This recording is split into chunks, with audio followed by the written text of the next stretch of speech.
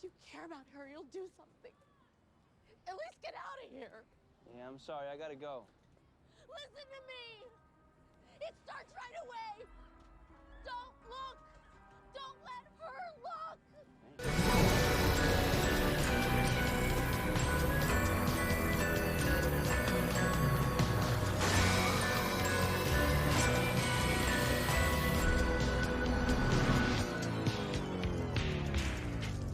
Welcome to Yas, your American Horror Story supplemental show where we discuss what the hell we just saw, theorize what's to come, and make the connections that the show is spewing out for us.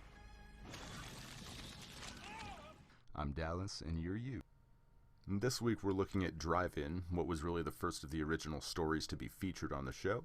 It was an interesting take on those films from the Reagan era that they warned us about and their effects on the human mind.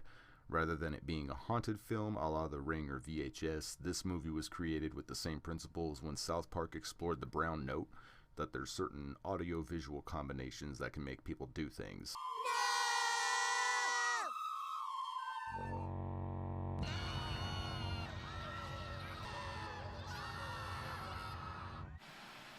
It's been just under 20 hours since everyone on Earth pooped their pants. Except instead of crap their pants, they just go fucking insane. It's like South Park meets VHS meets The Crazies.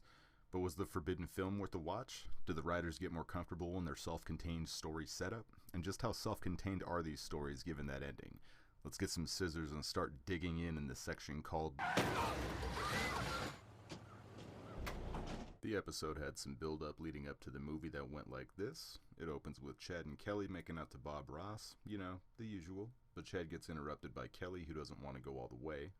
Chad pulls a dick move and says why not when she hooked up with her ex, which was not true, and Kelly leaves. Him with blue balls. The next day, Kelly's little hoe friend in the making, D, is a hoe in the making. Look, as an owner and a proud connoisseur of the dick, there is no reason to fear the dick. Chad's friends Milo and Quinn tell him that fear response is how to get laid and that a perfect chance is coming tomorrow night when a band movie's having a screening at the local drive-in. Chad goes to apologize, but Kelly doesn't do apologies, and they agree to forget the previous night and do the drive-in idea. Cut to the ticket line at the drive-in. There's a full house lining up and one very adamant protester pirate at the fence, saying that the movie really is cursed and that it's not an urban legend. The lady who owns the drive-in talks about her actually being good for business. Side note, the lady is horror legend Adrienne Barbeau, but... Oh, just call me Billy, everyone does. And we see the film reels getting delivered by somebody who doesn't know the definition of some fucking personal space. 6 feet, bruh, back it up.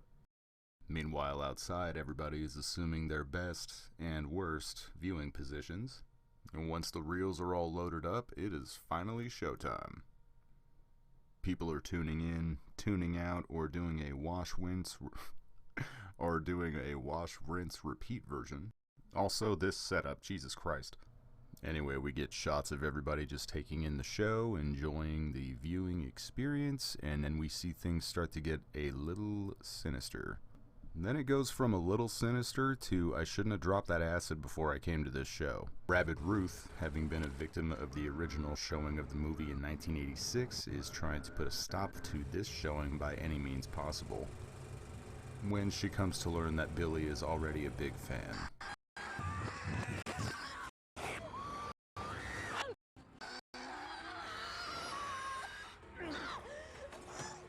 It was at this point that Ruth realized she had fucked up. And it was at this point that Naomi Grossman was again criminally underused in American Horror Story. General chaos ensues outside, including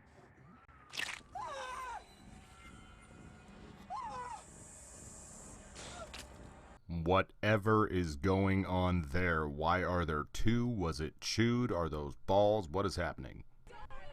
Chad and Kelly are able to drive away, where they meet up with D, and the back of D's head meets up with the wall when they crash into it because he makes a better door than a window.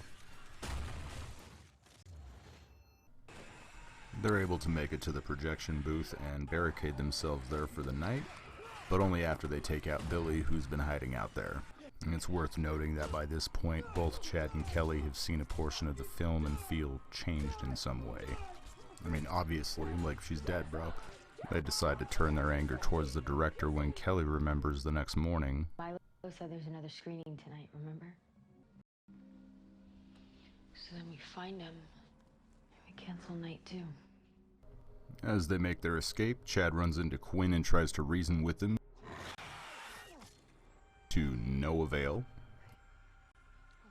And using the delivery labels from the original film reels, they're able to find the director. And to say he's excited about the results is an understatement. Every person they watched was affected? The response was 100%? Unbelievable. And to say they're impressed is an overstatement. A horror movie where the horror isn't on screen, it's in the audience. He goes on to explain that as an editor on the movie The Exorcist, he had spliced in 2 frames of a demon's face and a couple of audio cues that actually had a visceral reaction with the audience.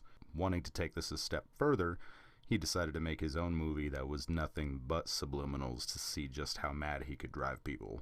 Unfortunately for him, the showing in 1986 resulted in most of the films being destroyed. However, he still had plans for his movie. I won't stop until the whole world sees my movie! Just as he's trying to reason with Chad and Kelly, they reveal, We saw some of your movie. The both of us. Wasn't enough to make us crazy. Enough to make us do this. they threaten him so that he'll give up the final print, which he does, but not before telling them that it's already too late. I got a fucking rolls! You wanna know why? Ask yourself why! You won't like the fucking answer! We get a bad CG fire, followed by a bad CG explosion. And then we find Chad and Kelly finally getting down. And meanwhile, we can see there's a new release on Netflix that it appears is blowing up. It was a fairly straightforward episode, but let's go ahead and take a look at the cast in a section called Do you know your name?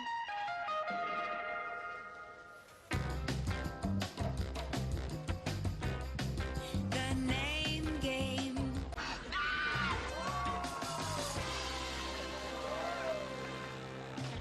First up, we had Renzi Feliz playing Chad. Started off as kind of an asshole. He evolved into a decent character.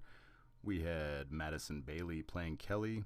I liked her. She was headstrong, forward-thinking. She kept her composure and character up. Ben J. Pierce as D. The little hoe characters are, you know, hoe's gonna hoe.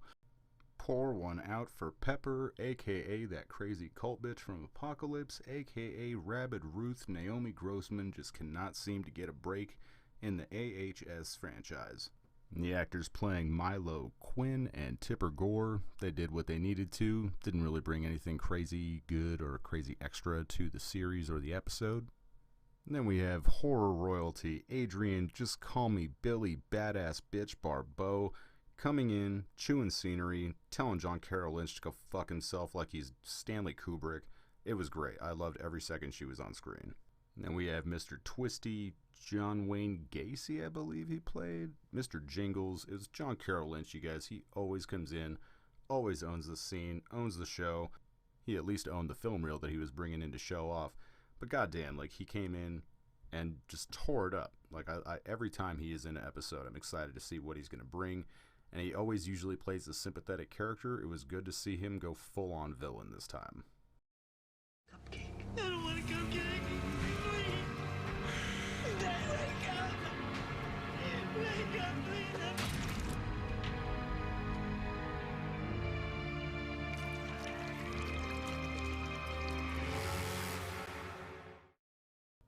Now, Bets and Pieces is where we would usually talk about pieces in the show that we see that had connected or possibly connect to other parts of the franchise as a whole, other episodes of American Horror Stories.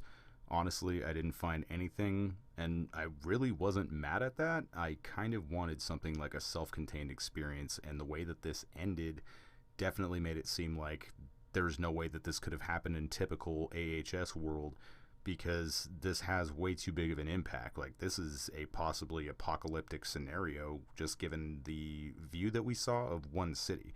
It's kind of hard to imagine that everywhere that's viewing this doesn't turn out this way, but how do they try and work this into the series as a whole, or into even later episodes?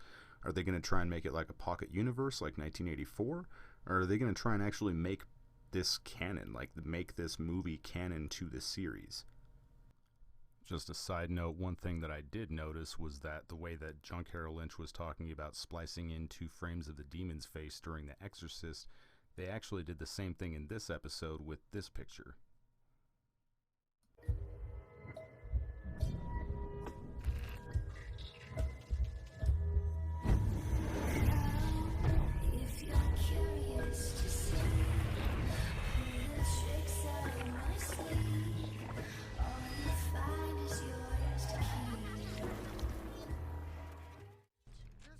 Next week on American Horror Stories, we're going to be taking a look at The Naughty List, featuring Danny Trejo as an evil Santa facing off against 4 little bastard influencers. Are you excited for that episode? Let me know below, and let me know what you think's going to happen, what you liked about this episode. Leave all the comments, you guys. Subscribe, like, and thank you for watching.